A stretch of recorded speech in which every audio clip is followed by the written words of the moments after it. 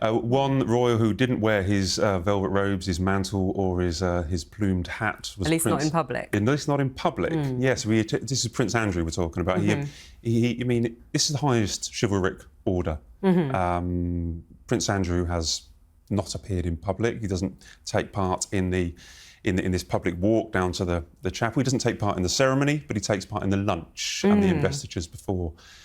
Should there be a stage where it's a high chivalric order that maybe the King should look at Prince Andrew's membership?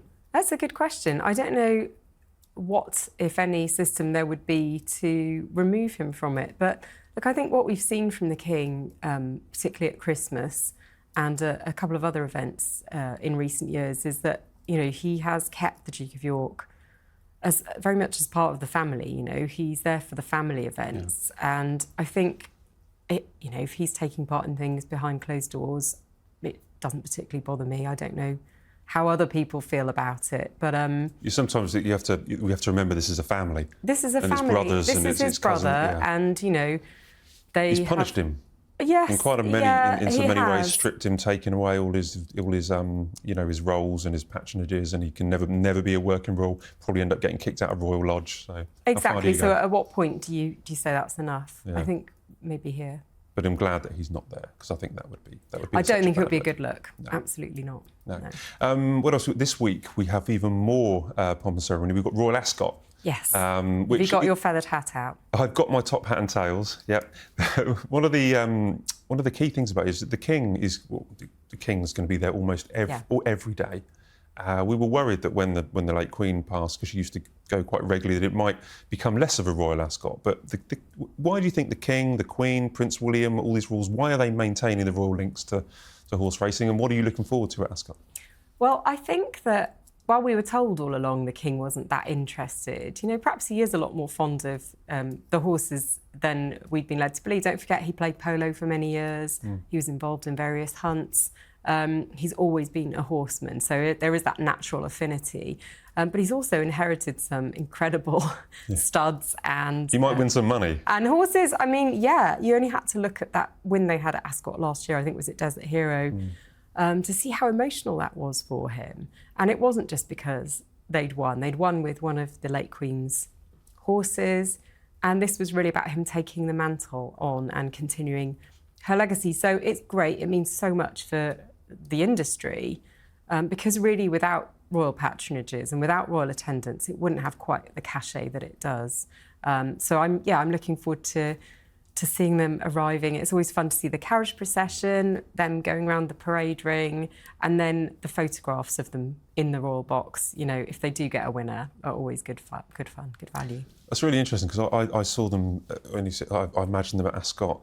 The King wants to be seen, so it's a really good way to be seen by so many people arriving, you know, for 4 or 5 days that he's there. But I never really properly thought that maybe he is doing it in many ways as a tribute following on the legacy of his mother. Yeah, I think there is definitely an element of that, and also it's something he's done, you know, for most of his adult life, and you know, people like their routines in the same way they love to go to Balmoral every summer. It's a real fixture in the royal calendar, and it's, like you say, an opportunity to be seen. And I suppose we're going through an unsteady period at the moment with the general election. It's nice to have a bit of stability, somewhere we can rely on. Definitely. We might touch on football a little bit later. My favourite. but you're a Wales fan. I am for Welsh. Full clarity, yes. You're Welsh. Yeah. The Euro's going on at the moment. So I'm neutral this time. You're neutral this time. Yeah. But William's not. He's off to watch the Denmark game. Yes. Yeah. I know someone else who's going to that. I may be attending the Denmark game if my ticket arrives in time. But William of football, he seems to genuinely like it, doesn't he? Yeah, he does. I mean, it was interesting that for his Father's Day message to the King on Sunday, he shared a photograph of him having a kickabout with his dad. Although, admittedly, the then Prince Charles was wearing a suit. It's not like your average kickabout, but perhaps he was on his way to engagement. And I thought that was really lovely, because you saw that for William, it was something that's been a big deal to him from a very young age. But he seems to genuinely have a real interest in the players. He takes his role as president of the FA really seriously, and he just loves the football. I mean, you've seen him in the stands at various matches. I'm sure he'll be cheering very loudly. Do you think the fact that he seems to be doing more, I think a couple of weeks ago he did like 5 engagements in 6 days, he's able to go to Denmark, also able to go to Germany for the Denmark game, that is a sign, and Princess of Wales has gone to troop in the colour, that is a sign that things have improved with Catherine's health, surely. Yeah, absolutely, because earlier this year, you know, we were seeing William perhaps once a week, and there were lots of caveats around, you know, how long he was going to be at an engagement, what time it would be. It felt like things were being very much tailored around his duties at home. And I think that the fact that he's out there more, and the fact that we've seen Kate in action herself, really suggests that they're making really good progress. So good to see. Excellent. Now, what we do like to do on this show, you aren't just Royal Editor of Hello Magazine, you were also at The Sun. Yes, I am former Sun Royal correspondent. Former Sun Royal correspondent, and been in the job for... How long have you been reporting on the never Royals? Tells, Matt. It's been a while. It's been a while. So Emily's been a while reporting on the Royals.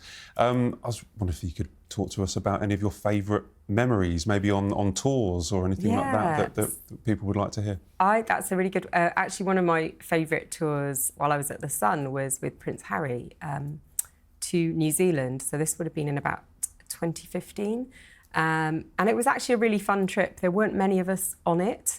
We'd waited for Princess Charlotte to be born and pretty much went from the Lindo wing straight to Heathrow and then over to New Zealand. And the reason it was so nice was it was a small pack of people on there, so we kind of spent quite a lot of time with the team, and we got to chat to Harry a fair bit, interviewed him for The Sun, and we found ourselves actually taking him on in a pub quiz in a place called Stewart Island, which is a small island off New Zealand. So that was quite a bizarre night. Who won? Well, controversially, he and his detectives won.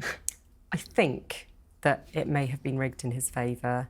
The quiz host was very, very much pro-Prince and anti-press. So, I see. Yeah, I don't bear a grudge there. Not at all.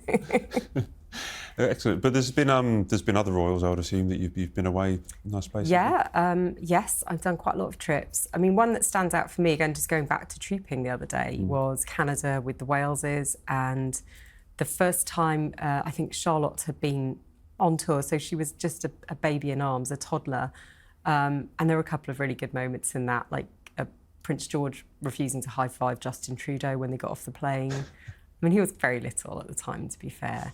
But then also the children went to this party for military kids. It was just very, very cute and lovely to get a sense of their personalities, even though they were so small. Yeah, it's quite strange, like having watched them literally being presented on the steps of the Lindo wing and then growing up.